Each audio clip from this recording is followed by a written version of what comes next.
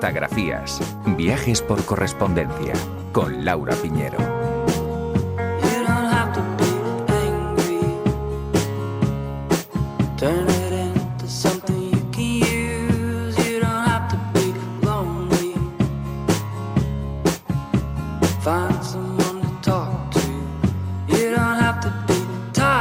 Arrancamos una nueva entrega de Cartografías en su versión programa. Ya saben que también pueden escucharnos en la sección de La Ventana y en plataformas como Ser Podcast. Y hoy os propongo hacer un viaje epistolar especialmente emocional que tiene que ver con la admiración, la devoción, el comportamiento apasionado y a veces obsesivo que una o varias personas sienten hacia una figura pública y su obra artística. Hablamos del fenómeno fan. Just the king. The king. He's the king. The king in music. King. He is king. He's the king. He's great. I love him. He's the king. He will always be the king no matter what. Walking through a party in the county jail. The prison band was there and they began to wail. The band was jumping and the joint began to swing. You should have heard this knocked out jailbird sing. Let it rock. Everybody let it rock. Everybody in the whole cell block was dancing to the jailhouse rock. Y sí, tendremos a Elvis Presley o a los Beatles como protagonistas porque seguramente sean los nombres propios más apegados al fenómeno. Pero también pondremos el foco en ídolos de la literatura, el deporte, el arte. Lo haremos, como no, con las cartas como hilo conductor y escuchando expertos que nos ayudarán a poner contexto. Hacia el final del programa conversaremos con Enrique Bunbury sobre su universo epistolar y sobre su libro La Carta, y un oyente firmará nuestra postdata porque a partir de ahora ustedes pondrán el punto final a este programa. Pueden escribirnos a cartografías@cadenaser.com y a la dirección de la radio. Pero antes de nada, vayamos al principio.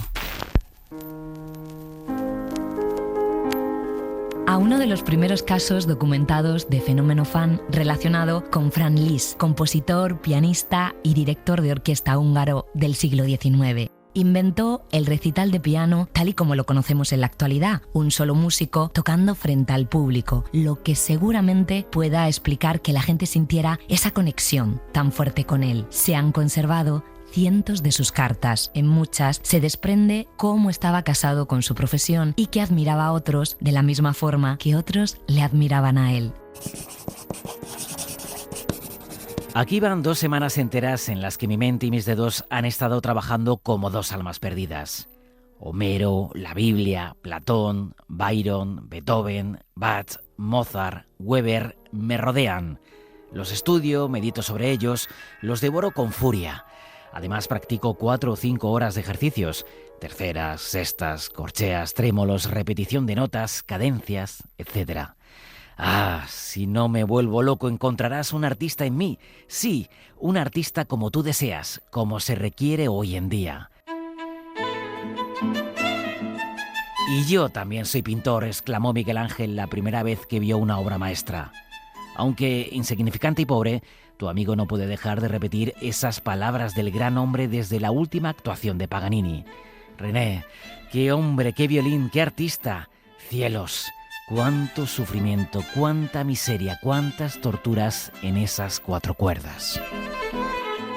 Esta carta, por ejemplo, la envió en 1832 cuando una epidemia de cólera azotaba París. Acababa de ver a Paganini en un concierto benéfico en la ópera. Solo tenía 21 años y presenciar al violinista hizo que tuviera una revelación: convertirse en el Paganini del piano. Fue el comienzo de una larga carrera y del despertar de una figura que generaba similar expectación a la de las estrellas de la música de la actualidad.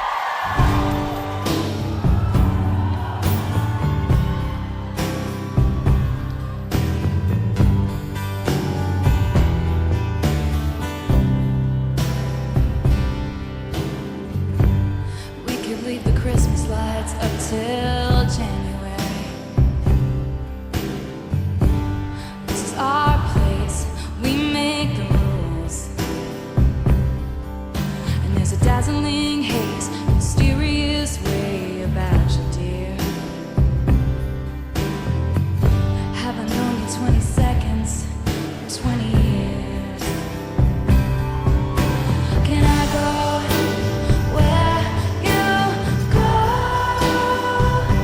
La norteamericana Taylor Swift seguramente sea una de las artistas que mejor representan ahora mismo ese fenómeno fan a gran escala. Sus seguidores, conocidos como Swifties, son una de las comunidades de fans más organizadas y leales del mundo. Su gira The Eras Tour fue la más taquillera de todos los tiempos, con ingresos que superaron los $1.000 millones. Y la artista tiene un curioso vínculo con el mundo epistolar. En 2023, con motivo del relanzamiento de su álbum 1989 Taylor Version, compartió una carta escrita de su puño y letra dirigida a sus seguidores. Nací en 1989, me reinventé por primera vez en 2014 y una parte de mí se recuperó en 2023 con el relanzamiento de este álbum que amo tanto. Jamás en mis sueños más locos pensé que ustedes iluminarían mi vida durante tanto tiempo. Este momento es un reflejo de los bosques por los que hemos vagado y todo ese amor que existe entre nosotros aún brilla en la oscuridad más oscura. Les presento, con gratitud y asombro, mi versión de 1989. Ha estado esperando por ustedes.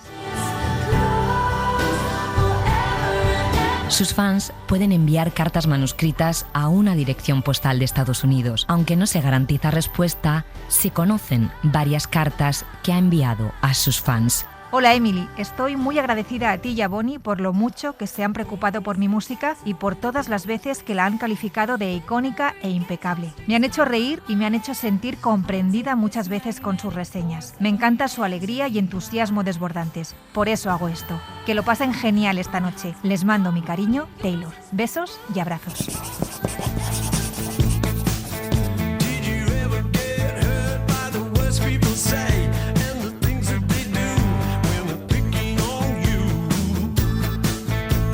La artista ha superado a los Beatles en varios récords históricos relacionados con las listas de éxitos. El mismísimo Paul McCartney asistió a uno de sus conciertos y aseguró haber compuesto esta canción que estamos escuchando pensando en ella y en la relación de hermandad que tiene con sus seguidores. Resulta curioso que él se fije en ello cuando los Beatles son la gran encarnación del fenómeno fan. Not just anybody, help. You know I need someone. La Beatlemanía es uno de los movimientos socioculturales más intensos y globales del siglo XX. Puso de manifiesto el poder cultural y económico de las adolescentes como grupo consumidor. Miles de fans enviaban cada día cartas a los Beatles y en los primeros años de carrera los músicos solían leer y responder personalmente hasta que la cantidad de material recibido fue inabarcable. En una prestigiosa web de subastas encontramos varias misivas que se han vendido en los últimos años. I want you around, yeah.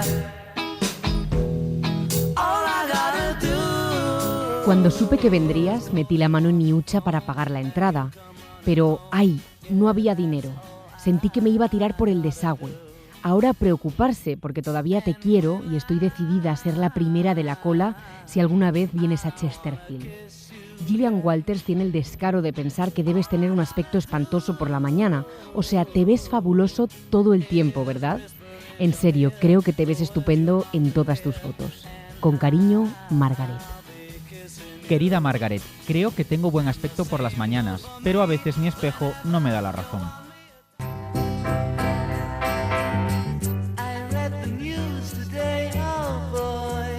Querida Lynn, tu novio no existe, ¿verdad?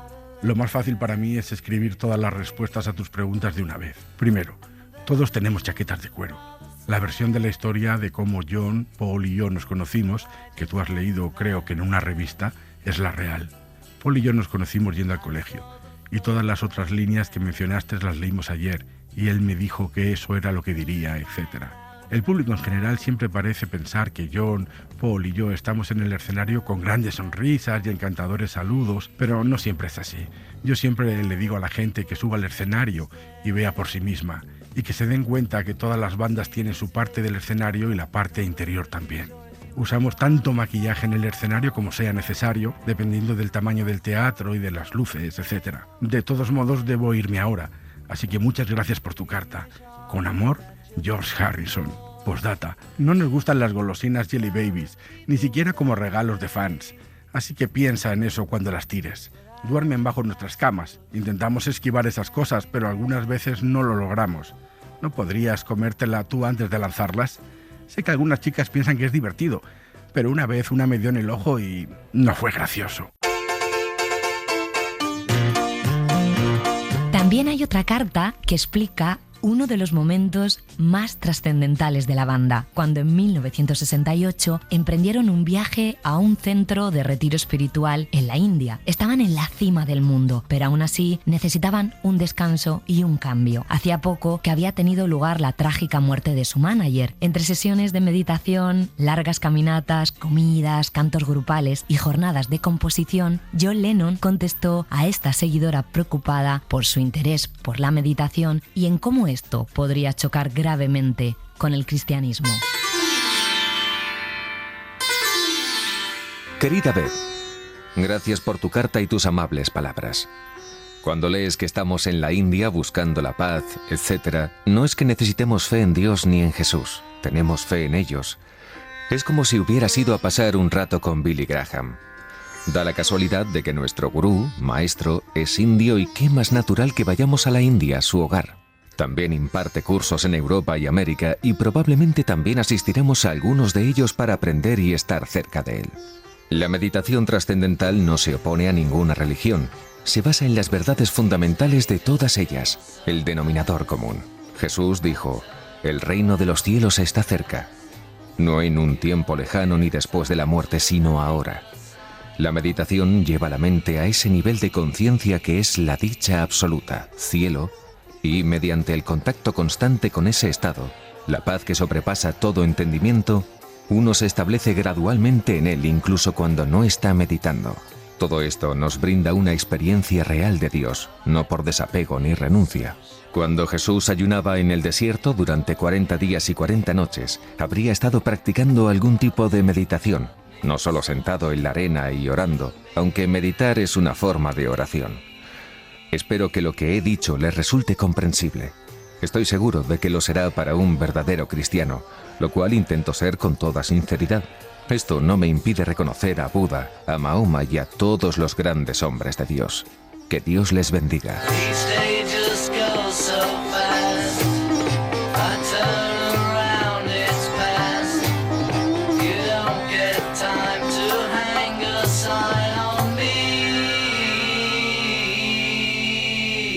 Los Beatles llegaron a recibir cerca de 12.000 cartas de fans al día. Cuentan que Ringo Starr estableció largas conversaciones con seguidores por esta vía, hasta que literalmente se cansó. En 2008 publicó un comunicado pidiendo lo siguiente. Quiero pedirles, por favor, que no me envíen más cartas a ninguna dirección. Nada se firmará después del 20 de octubre. Si esa es la fecha que figura en el sobre, será tirado. Estoy advirtiendo con paz y amor que tengo mucho que hacer. Así que no más correspondencia. Gracias, gracias. Y no envíen ningún objeto más para ser firmado. Nada. Paz y amor. Y los fans no solo se dirigían a los Beatles, también a toda persona u organización relacionada con ellos. En los archivos nacionales de Estados Unidos hay una misiva de 1964 de una joven que mandó una carta al Departamento de Trabajo de Estados Unidos muy preocupada por los rumores que decían que por reglas impuestas para los artistas extranjeros, los Beatles no podrían actuar allí. No eran ciertos, pero el gobierno recibió muchísima correspondencia de este tipo firmada por adolescentes muy preocupadas. Solo puedo esperar y rezar para que lean esta carta. Yo y otras 3 niñas estábamos tan preocupadas que no pudimos ir a la escuela hoy debido a un artículo en el periódico que decía que los Beatles no podrán regresar a Estados Unidos hasta que el gobierno lo apruebe. Todos deben saber que los adolescentes de Estados Unidos los quieren de vuelta, pero tienen que regresar pronto, por favor. Por favor, si pueden. Respondan si volverán o no y cuándo. Muy atentamente, Janelle. Postdata. Esto no es ninguna broma. Sé que esta carta no está bien formulada, pero me siento fatal. Tengo 15 años y me siento como de 80.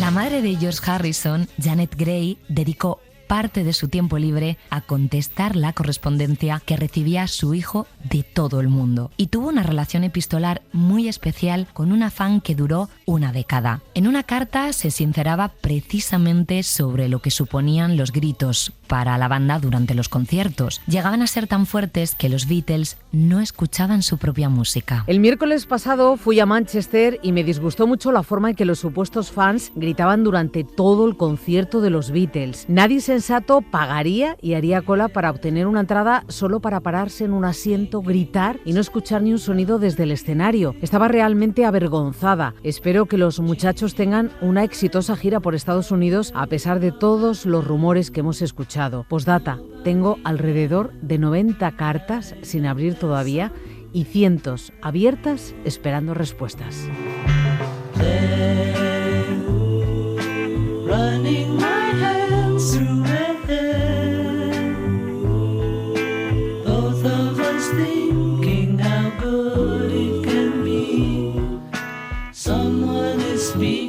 En la carta, la madre también aludía a un episodio que había sacudido al grupo tan solo 2 años antes, justo antes de su gira por Estados Unidos en 1966. Lennon comentó que el cristianismo estaba perdiendo relevancia entre los jóvenes y que en ese momento los Beatles eran más populares que Jesús. En el Reino Unido, sus palabras pasaron prácticamente desapercibidas, pero cuando fueron reproducidas en Estados Unidos, provocaron una ola de indignación, especialmente en el sur del país. Hubo quemas públicas de sus discos, protestas y amenazas de boicot. Lennon se vio obligado a pedir disculpas públicas. I just said they are having more influence on kids and things than anything else, including Jesus. But I said it in that way, which is the wrong way. Y finalmente, la gira se celebró con éxito y sin incidentes. Por cierto, el Vaticano no perdonó simbólicamente a Lennon hasta 2008. Hola, soy Daniel Ramírez, soy periodista y escritor y acabo de publicar Tus canciones y las mías, un libro de poemas, de pequeñas historias sucedidas en bares, en trenes, en la calle, en el metro, y cada una de ellas tiene de fondo una canción de los Beatles. Pretende contar a través de circunstancias, de escenas cotidianas, eso que nos pasa a todos, ¿no? El amor, el deseo, la luz, las ganas, la familia, la amistad. Mi relación con los Beatles empezó como empieza, supongo, la de todos los que no los hemos conocido en directo, sino por herencia. Mi padre ponía el recopilatorio azul y los 4 hermanos corríamos alrededor de la mesa del salón.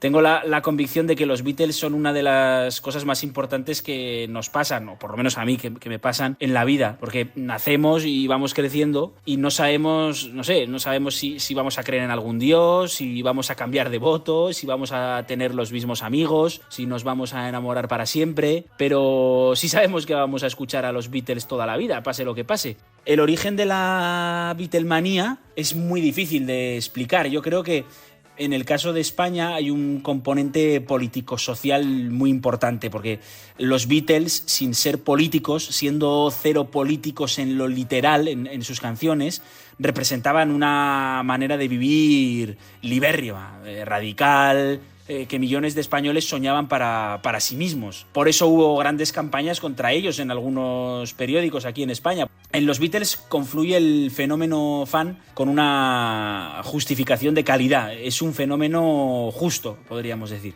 Estoy seguro de que dentro de 500 años, si el mundo sigue dando vueltas, los Beatles formarán parte del canon igual que Mozart, Vivaldi o Beethoven.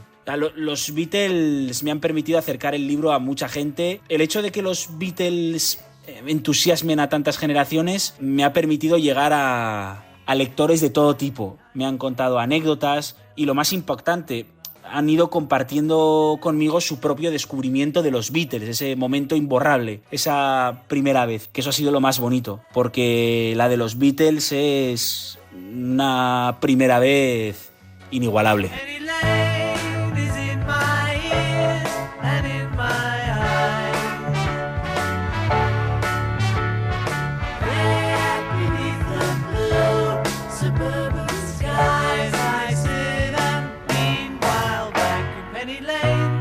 Los Beatles se separaron oficialmente en abril de 1970 por conflictos creativos, personales y financieros. Cada uno de sus miembros inició carrera en solitario. Lennon, por ejemplo, lanzó en 1971 su célebre disco Imagine. Imagine there's no heaven. Sees if you try. Y por desgracia, unos años después, en 1980, el artista sufrió el nivel más peligroso de fenómeno fan, cuando la fascinación se vuelve una peligrosa obsesión. State your name. Mark David Chapman. I didn't want to kill anybody. I asked God to help me, but we're all responsible for our own actions. Mr. Lennon? Ira Hayes. Ira Hayes. Estimado amigo, primero, me gustaría que esta carta fuera confidencial, solo entre nosotros. Gracias. Te escuché hoy en Buffalo Talks de Andy Thomas y, al menos por tu voz, sentí que podría escribirte sobre un asunto muy personal. También tengo algunas preguntas al azar que les haré a continuación. El 8 de diciembre de 1980 disparé y maté a John Lennon. Antes, esa misma tarde, le había pedido que me firmara su álbum Double Fantasy. Lo hizo firmando también la fecha, 1980. Luego lo coloqué detrás de la caseta del guardia de seguridad, donde lo encontraron tras mi arresto. He intentado sin éxito durante años, y con 2 abogados, recuperar este objeto, intentando subastarlo y donar el dinero a una organización benéfica para niños. Pensé que era lo mínimo que podía hacer. Ahora bien, ¿hay alguna forma de calcular el valor de un objeto como este? A menudo he querido escribir a un comerciante, me viene a la mente Charles Hamilton, al respecto, pero no lo he hecho. Supongo que escucharte me convenció de que podía confiar en ti. Soy un poco ermitaño. ¿Existe algún valor para un artículo como este? ¿Es algo que solo se puede determinar en una subasta? Por favor, díganme qué opinan al respecto. Tengo una autobiografía de Sophie Tucker, autografiada, tiene dedicatoria, y me preguntaba si tendría algún valor. No tiene sobrecubierta y no está en muy buen estado. Además, ¿tienes material holográfico de Stephen King disponible? ¿Cuál es su valor? ¿Hay alguna carta de J.D. Salinger disponible? Me gustaría alguna carta holográfica. ¿Podrías enviarme direcciones de otros distribuidores que puedan tener alguno de los artículos mencionados anteriormente? Muchas gracias. Chapman estaba obsesionado con el músico y con otras figuras públicas y personajes de ficción. El día del asesinato llevaba encima una copia del libro El guardián entre el centeno, de J.D. Salinger. Lo consideraba su manifiesto personal y decía compartir con el protagonista su odio hacia la hipocresía del mundo adulto. Sigue preso en el estado de Nueva York. Fue condenado a cadena perpetua. Desde la cárcel ha escrito algunas cartas como las que dirigió al oficial de policía que le arrestó. Este caso también puso de manifiesto el fanatismo tóxico.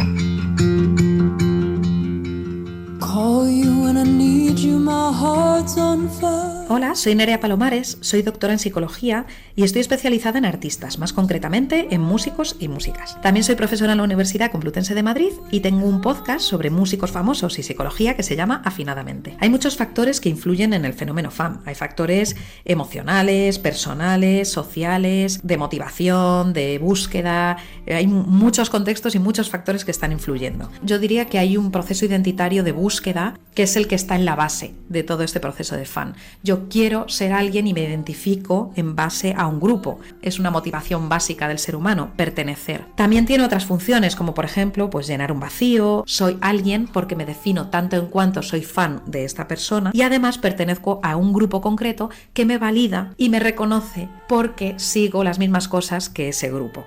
Otro motivo también es el social, es decir, me permite interactuar, conocer a gente, quién soy a través de los otros. Normalmente las personas más extrovertidas y que necesitan más estimulación externa son más tendentes a buscar, bueno, pues esta pertenencia a los grupos, como decíamos antes, ¿no? Personas también que buscan hacer cosas nuevas, pero también personas que a lo mejor no tienen tan fácil regularse emocionalmente. En cuanto a las edades, la adolescencia sin duda es esa etapa evolutiva en la que más buscamos la pertenencia a los grupos. Entonces, bueno, pues tenemos esta manera quizá de escribir a nuestra persona admirada para contarle esa conexión, para soltar, ¿no?, a nivel emocional todo lo que sentimos. De repente ese fenómeno fan, ese admirar al otro, forme tanta parte dentro de mi vida que esté abandonando otras cosas que para mí son importantes, ahí es donde puede haber un problema. Esto ocupa demasiado tiempo en mi vida. Estoy sufriendo más de lo que disfruto estoy haciendo daño a esta persona, porque eso es importantísimo. Estoy superando ciertos límites, por ejemplo, seguirle por la calle, por ejemplo, escribir todos los días un mensaje. Tengo que preguntarme si estoy haciéndome daño a mí misma con este seguimiento o a los demás, ¿no? Con lo cual, el artista tiene que cuidarse mucho y el fan, bueno, tiene que estar atento para cuidarse mucho al final. Mirarse hacia adentro y ver qué estoy necesitando y cómo puedo cuidar esas partes de mi vida.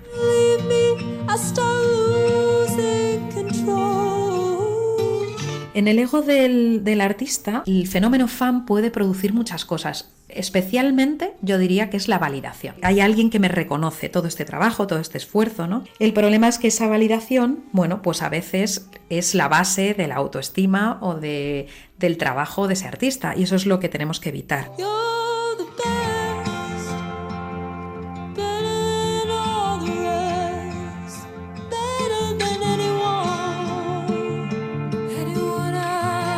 Pero sigamos el recorrido en otro campo, el de la literatura, donde también se da el fenómeno fan.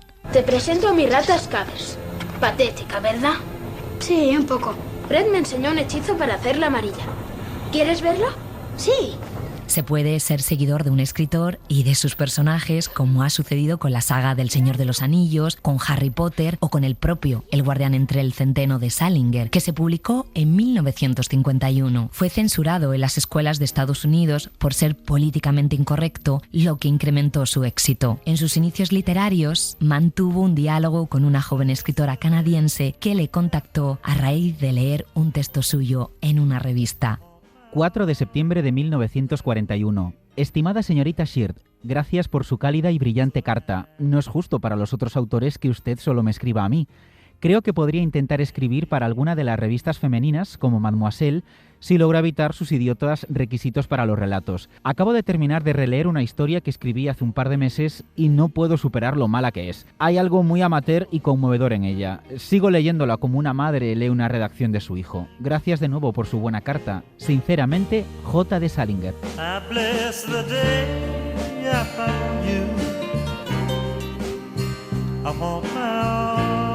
Around you, so I beg you, let it be me.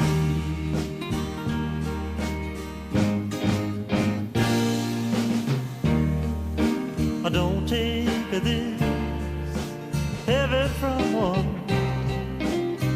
If you must cling to someone now and forever,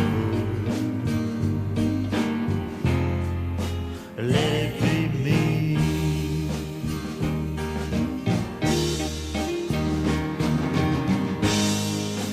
Each time we meet, love, I find complete love. Without your sweet love,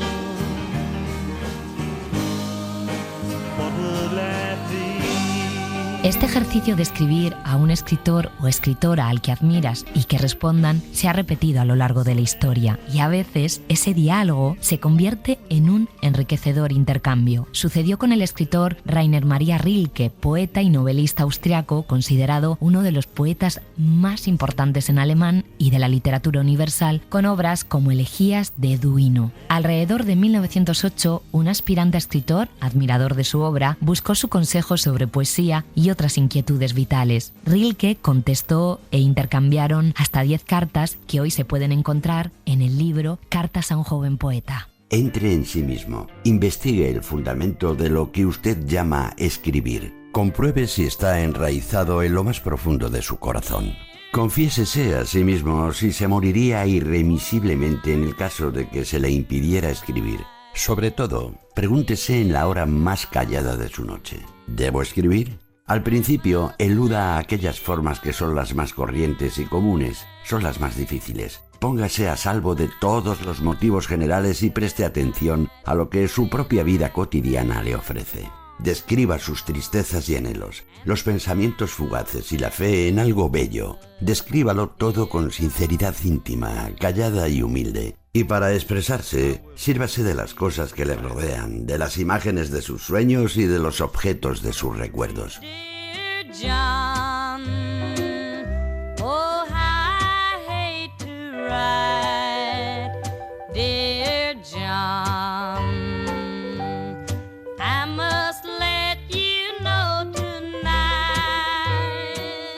Y no fue el único seguidor que intercambió correspondencia con Rilke. La editorial Errata Naturae ha publicado en España Cartas a una joven poeta, con las misivas desconocidas que compartió con una joven poeta, Anita Forrer, que comenzó a escribirle buscando su consejo después de asistir a una de sus lecturas poéticas y quedar atónita. El editor de la correspondencia se encontró con estas cartas de casualidad. Todo surgió porque, yo soy un apasionado de la poesía de Rainer Maria Rilke, también de su vida, y a partir de ahí un día descubrí un hilito que llevaba a los archivos literarios suizos y ahí encontré un compendio de cartas, pero que estaban inéditos en prácticamente todas las lenguas europeas. El hallazgo fue extraordinario. Ver estas cartas a una joven poeta donde Rilke se muestra de una manera muy distinta como maestro espiritual y literario de Anita Forrer, que es su corresponsal en este caso, pues creemos que es un hallazgo editorial fundamental y además precioso. Rainer Maria Rilke. Tiene usted un lenguaje que resuena y vive en nuestro interior, y lo que usted dice sigue obrando después en nosotros. Quien lee las historias del buen Dios se queda deseando conocer a Ewald el cojo y querría amar a la joven de los ojos grandes que busca el silencio. Su capacidad para comprender a las personas ha de ser realmente grande. ¿Sería tan maravilloso conocerle? Tan solo porque es imposible, me permito escribírselo, pero yo creo en usted. La lectura que ofreció aquí, en Saint-Galo, me conmovió profundamente. Sin embargo, no sabría dilucidar si fue por sus manos, por su frente, por sus palabras o por el tono de su voz. Esta carta, en cualquier caso, solo pretende testimoniarle la honda emoción de una joven que ama sus libros. Ella tenía 19 años, era hija de un importante abogado e influyente político de la Suiza de la época. Rilke, que ya era un autor consagrado, no mintió. Le dijo que sus versos no eran buenos, pero que detectaba cierto encanto en su prosa y comenzaron una interesante relación maestro-discípula. Llegó a confesarle la atracción que sentía hacia otras mujeres y que su psiquiatra consideraba un trastorno. Rilke la incitó a liberarse y al autoconocimiento. El doctor me explicó que el malestar tenía su origen en conflictos interiores. Él quería saber mucho de mí, yo no le contaba nada, de modo que se dedicó a ilustrarme. Me hablaba en concreto sobre las mujeres y su influencia. No quería volver a ver a aquel médico. Más tarde, no sé en qué momento, me asaltó esta terrible pregunta. Empujada por circunstancias externas, presa de una agitación enfermiza, ya no aguanté más y pregunté a mi amiga. Su respuesta fue: yo era una niña no sabe. Entonces, cuando conseguí tranquilizarme, le describí la situación patológica que vivía en aquella época y renuncié a mi amiga. Esto es algo que me destroza y no hay quien me aconseje. Quiero decir que no confío en nadie. Por eso le escribo a usted, Rainer, si me desprecia, así tendrá que ser. Y si ahora deja de tener confianza en mí, tampoco podré tomármelo a mal. ¿Entiende por qué no encuentro mi vida tan nueva como me escribe? Al contrario, mi vida me parece, debido a la culpa, tan vieja y fea ya. Escuche, Anita, deponga esa aflicción de un día para otro, pues no hay el menor ápice de culpa o fealdad en esto que usted lleva consigo. Lo que dos personas quieran darse y permitirse entre ellas en su intimidad sigue siendo para siempre un misterio de su propio vínculo. Nadie debe atreverse a juzgar desde fuera lo que allí ha sucedido. Un éxtasis y una alegría tales pueden suscitar.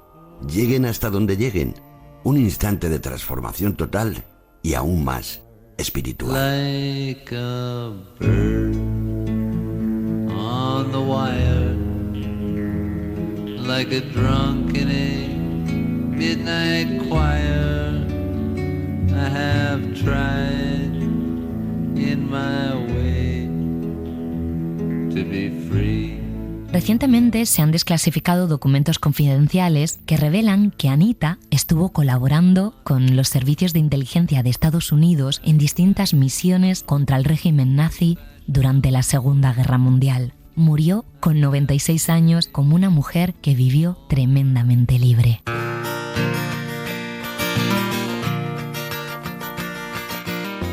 Little village baby, it's large enough to be a town.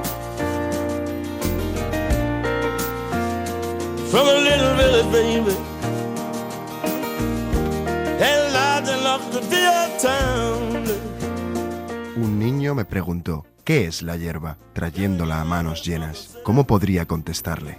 Yo tampoco lo sé. Sospecho que es la bandera de mi carácter tejida con esperanzada tela verde, o el pañuelo de Dios.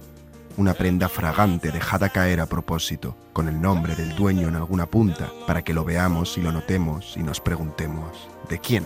O sospecho que la hierba misma es un niño, el recién nacido de la tierra, o un jeroglífico uniforme que significa crezco por igual en las regiones vastas y en las estrechas, crezco por igual entre los negros y los blancos, canadiense, piel roja, senador, inmigrante, a todos me entrego y a todos recibo. There's only two kinds of truth. Baby, let's get it straight from the start. Escuchamos unos versos de Hojas de hierba del escritor Walt Whitman, que en 1876 recibió 2 cartas de un curioso admirador, de un joven funcionario del gobierno inglés llamado Bram Stoker y futuro autor de uno de los libros más célebres de la historia, Drácula. Irlanda, 18 de febrero de 1872. Si usted es el hombre que yo creo que es, le gustará recibir esta carta. Si no lo eres, no me importa si te gusta o no, y solo te pido que la eches al fuego. Pero creo que te va a gustar. No creo que haya un hombre vivo, ni siquiera usted, que esté por encima de los prejuicios de la clase de hombres de mente estrecha a quien no le gustaría recibir una carta de un hombre más joven, un extraño al otro lado del mundo, un hombre que vive en una atmósfera prejuiciosa por las verdades que usted escribe. Mi nombre es Bram Stoker, Jr. Mis amigos me llaman Bram. Vivo en Dublín. Soy un empleado al servicio de la corona con un pequeño salario. Tengo 24 años. También he sido presidente de la Sociedad Filosófica del Colegio y crítico de arte y teatro. Soy feo, pero fuerte y decidido. Tengo una mandíbula pesada, una boca grande, labios gruesos, fosas nasales sensibles, nariz chata y cabello liso. Soy reservado para el mundo. Me encanta dejar que las personas que no me gustan, personas de carácter mezquino, cruel, furtivo o cobarde, vean el peor lado de mí. Tengo un gran número de conocidos y unos 5 o 6 amigos. Todos se preocupan mucho por mí. Amo la poesía, los pensamientos brillantes hacen que las lágrimas se precipiten a mis ojos, pero a veces una palabra o frase tuya me aleja del mundo que me rodea y me coloca en una tierra ideal, rodeada de realidades más que cualquier poema que haya leído. Para deleite de Stoker, su ídolo le contestó y se reunieron en 1884. El intercambio epistolar puede consultarse en el archivo de Walt Whitman. 6 de marzo del 76. Mi querido joven, tus cartas han sido muy bienvenidas. Bienvenidas como persona y como autor, no sé cuál más. Hiciste bien en escribirme de forma tan original, tan fresca, tan varonil y además tan cariñosa. Yo también espero, aunque no es probable, que algún día nos encontremos. Mientras tanto, te envío mi amistad y mi agradecimiento. Enviaré los libros muy pronto por correo express en un paquete a su dirección. Mi físico está completamente destrozado, seguramente para siempre, por la parálisis y otras dolencias. Pero ya estoy levantado, vestido y salgo un poco todos los días. Vivo aquí bastante solo, pero con energía y buen humor. Escríbeme de nuevo. Walt Whitman.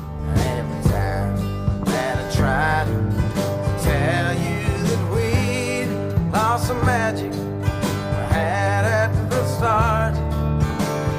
I would weep my heart when I looked in your eyes, and I searched once again for the spark. Oh, goodbye, so long. The road calls me dear, and your tears cannot bind me anymore. Un buen libro, un disco o una película nos puede cambiar nuestra concepción del mundo. Sucedió con E.T., el extraterrestre, la película de Steven Spielberg estrenada en 1982. E.T., ¿puedes decirlo? ¿Puedes decir E.T.? E.T. E.T. La película se convirtió en un hito cultural y tanto el director como su entrañable personaje recibieron cartas de admiradores de todo el mundo. Estimado señor Spielberg, cuando era niño soñaba con encontrarme con la vida de otros mundos.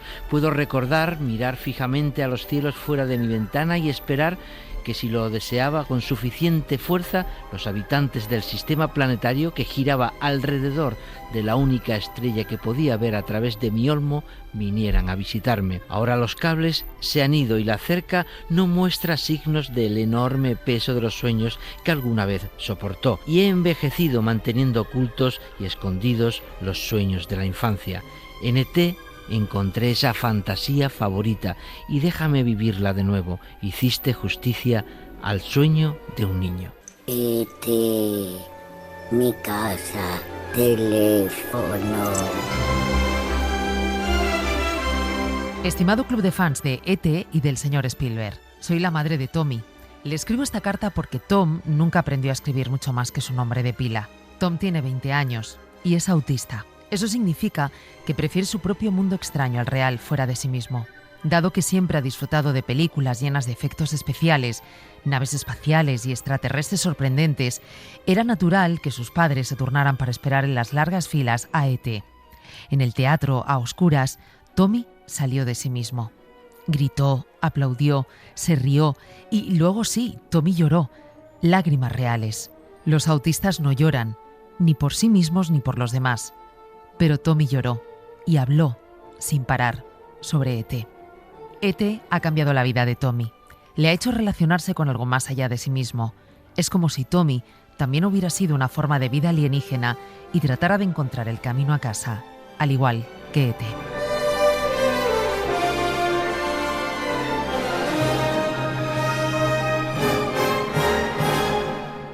Y volvamos al mundo de la música, con otro de los reyes del fenómeno fan, Elvis Presley.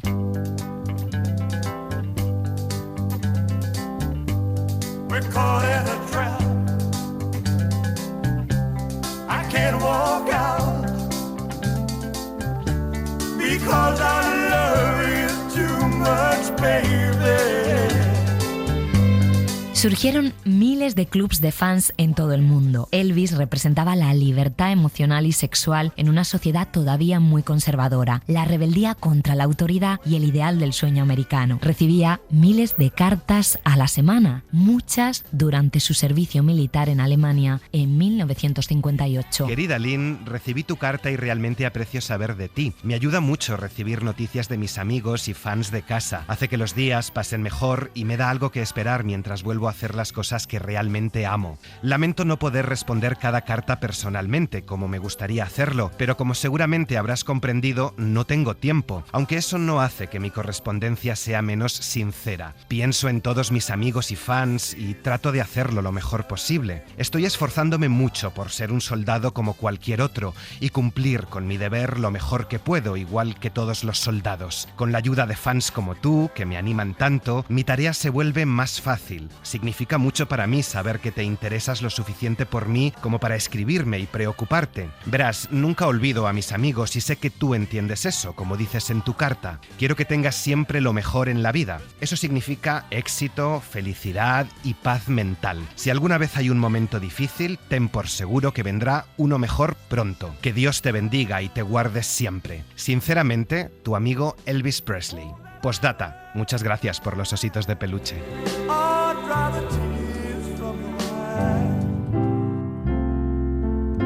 Algunos creadores deciden, para cuidar el vínculo con sus seguidores, crear espacios específicos para intercambiar correspondencia. Lo hizo el escritor japonés Murakami, que puso en marcha hace unos años por internet un consultorio ante la cantidad de mensajes que recibía. En una línea parecida, el músico Nick Cave puso en marcha en 2018 un blog donde contesta a los mensajes de sus seguidores que han logrado que hable de temas muy delicados como la muerte de uno de sus hijos. Asegura que este ejercicio supone un extraño acto de vulnerabilidad y transparencia. Me he mudado al país de mi pareja en los últimos años con mi familia y me pregunto cada vez más qué significa realmente el hogar para mí. Como expatriado, ¿cómo concilias esa dualidad? Bueno, no tengo más que la más profunda gratitud y afecto por el país que me ha cuidado durante la mayor parte de mi vida. pero al mismo tiempo sigo siendo fiel a mi naturaleza inherente, moldeada por el lugar donde nací y crecí. Llevo mi australianidad conmigo, no como una identidad autoritaria, sino como un verdadero y preciado orgullo. Y a veces, como hoy, cuando miro hacia el mar inglés tempestuoso y estruendoso y veo a la gente en el paseo marítimo luchando contra el viento helado, o cuando se me acerca un australiano en la calle y me pongo a hablar solo por el placer melancólico de escuchar sus acentos. Y estas historias nos van a llevar hasta Enrique Bunbury, que ha recopilado en un libro el diálogo epistolar que mantuvo con sus seguidores en 2023. Se llama La Carta y no queríamos perder la oportunidad de conversar con él estos días que está presentando su nuevo disco Cuentas Pendientes y vuelve a subirse a los escenarios con un trabajo que se adentra en la música hispana y donde la herida y la celebración conviven. El tiempo es una guerra perdida y avanzamos a golpe de dudas. Dejaré por escrito mis disculpas. No era acaso eso lo que querías. Enrique Bunbury, muy buenas. Bienvenido a Cartografías. Una maravilla y un placer estar aquí contigo. Encantadísimo, además, para hablar del tema de la correspondencia. Pues un placer también para nosotros. Decía Carmen Conde que cuando escribía una carta, más allá de solo pensar en el mensaje y la comunicación con el destinatario, pensaba en la cantidad de cosas que aprendía sobre ella misma, ¿no? ¿Qué has aprendido tú haciendo este nuevo disco, Cuentas Pendientes? Bueno, el proceso de Cuentas Pendientes, de hecho, coincidió con proceso de La Carta, que fue un intercambio de opiniones muchas veces opuestas, y Cuentas Pendientes se convirtió un poco en esa conversación o esa reflexión sobre muchos temas que, bueno, marcan de alguna forma un momento vital. Se termina una etapa de la vida, parece que empieza otra, ¿no? Es como un cruce de caminos en el que me encuentro vitalmente con un tono de melancolía y un punto importante de esperanza. ¿En qué se puede parecer el proceso de hacer una letra de una canción a hacer una carta? Bueno, yo creo que las canciones son cartas. Casi siempre hay un destinatario. Te estás dirigiendo a alguien muy concreto. Hay veces que no, que haces canciones que tienen una visión más generalista de, bueno, pues de un tema, sea social o sea un tema más abstracto, pero muchas canciones tienen un destinatario. Entonces, en realidad es una carta abierta. ¿Qué significa el mundo epistolar para ti? Yo disfrutaba enormemente, sobre todo cuando estaba de viaje, aunque sabía que muchas veces las cartas podían llegar incluso más tarde que yo. Era una forma de comunicación más profunda y más completa muchas veces que una llamada telefónica. Abrías más tu corazón, contabas más profundamente cosas que te habían impactado del viaje o de cómo te sentías en el viaje, ¿no? Lamentablemente luego vino, pues eso, toda la parte tecnológica, y solo la recuperé en parte cuando volví a hacer esta cosa de la carta con los seguidores, que me pareció, aunque lo hicimos vía mail, lo que buscábamos era el formato y la forma de escribir y comunicarnos de forma extendida, explicando, profundizando en sentimientos, porque las cartas eran mucho más largas de lo que aparecen ahí. No sé si tú, que además te has mudado varias veces, si conservas una carta que me digas, Laura, es que esta carta para mí es oro. Bueno, conservo, por un lado, las cartas que me ha escrito mi mujer. Conservo una carta que escribía al ratoncito Pérez, que me produce una ternura cada vez que la veo, pues con mi letra de entonces y con todos los recuerdos de la infancia de repente. Bueno, de alguna forma tuve que escribir recientemente una carta de despedida cuando me bajé de los escenarios y cancelé una gira y pensaba que me bajaba de los escenarios para siempre, y entonces escribí un texto que puse en redes sociales que parece como que devalúa un poco todo, ¿no? Pero la intención era exactamente la misma, era un comunicado, una carta con mis seguidores explicando la situación en la que me encontraba, y fue de alguna manera una carta de despedida de los escenarios. Ha sido uno de los momentos más complicados de mi vida. Tomé esa decisión aceptando las consecuencias, ¿no? Que era, pues que a lo mejor nunca más me subía a un escenario, ¿no? Al final nos ha cumplido, estás en los escenarios, afortunadamente. Voy a ir ahora a este maravilloso libro que estamos citando, La Carta, que es eso, una comunicación epistolar con tus seguidores, un ejercicio fantástico, y al final del libro dices que no descartas volver a hacerlo en algún momento de tu trayectoria. Sí, me gustaría que pasara tiempo hasta que volviera a hacerlo. Quizás también porque creo que es bueno experimentar y vivir cosas antes de volver a pasar por un lugar en el que has sido feliz, ¿no? Yo lo he pasado muy bien con estas cartas por escuchar, pero también porque de alguna forma me ha ayudado a revisar planteamientos, ¿no? Y a saber expresarlos, o a ser más cuidadoso con el uso de las palabras cuando me explicaba con respecto a temas un poquillo más conflictivos. No sé si tú conservas las primeras cartas de seguidores que recibiste en tu vida. La mayoría de esas cartas llegaban a casa de mis padres, aunque yo no vivía ahí en esa época. Yo tenía 18 o 19 años cuando sacamos Héroes, el primer mini LP, y empecé a recibir correspondencia, porque en aquellos tiempos se mandaba correspondencia.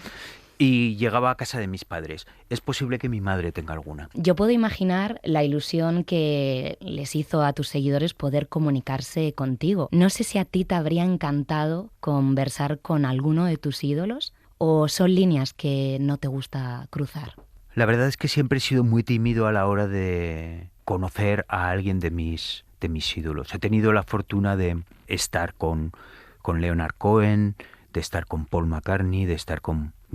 y me ofrecieron la posibilidad de estar con Bob Dylan y con David Bowie, y ambas las rechacé. No quería que hubiera el más mínimo matiz que pudiera manchar la mitología que había construido en torno a ellos dos, ¿no? Prefiero mantenerlos así, prefiero que ellos estén en su lugar y que yo esté en el mío.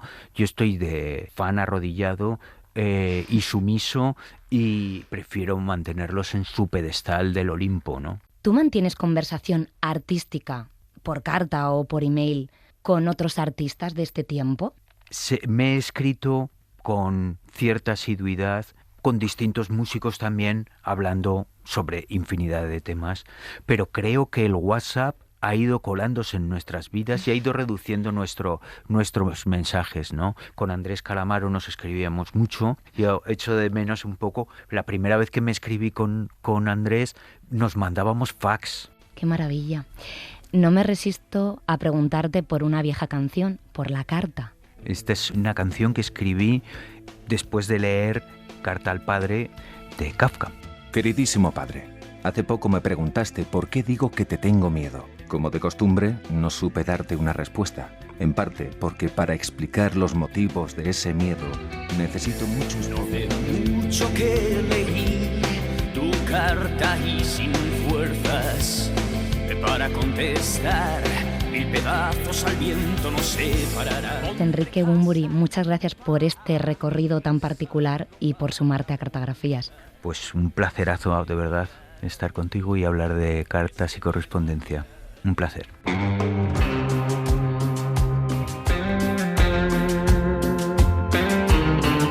Nos vamos, gracias a los que nos escuchan y escriben. Estamos en cadenaser.com y en plataformas. En el montaje sonoro ha estado María Jesús Rodríguez. Hasta pronto. Cartografías con Laura Piñero. Una serenata a la luna, el lamento por un tiempo que se fue. No habrás arrojado en vano a la basura sin querer y sin saber muy bien qué hacer tu lucidez.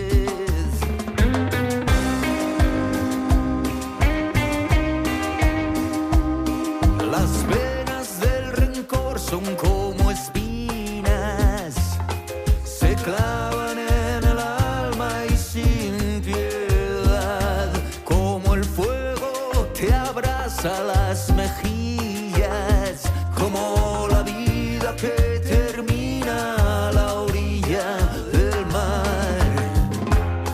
Las mañanas son eternas, por la noche no se puede descansar. Las exigencias modernas en soledad, en soledad. Las venas de la vida son inmensas y cada uno tiene su opinión. ¿Qué podría yo añadir a tanta confusión? Te puedes a todo acostumbrar, incluso a lo peor.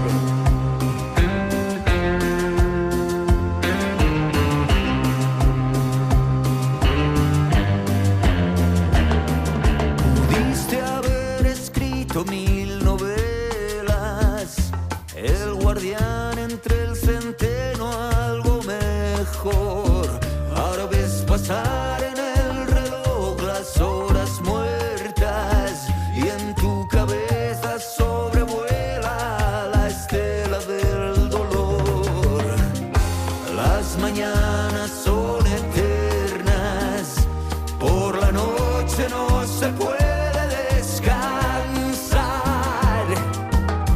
Las exigencias modernas en soledad, en soledad. Las penas de la vida son inmensas y cada uno tiene su opinión. ¿Qué podría yo añadir a tanta confusión? Te puedes a todo acostumbrar. Las penas de la vida son inmensas y cada uno tiene su opinión. ¿Qué podría yo añadir a tanta confusión? Te puedes a todo acostumbrar.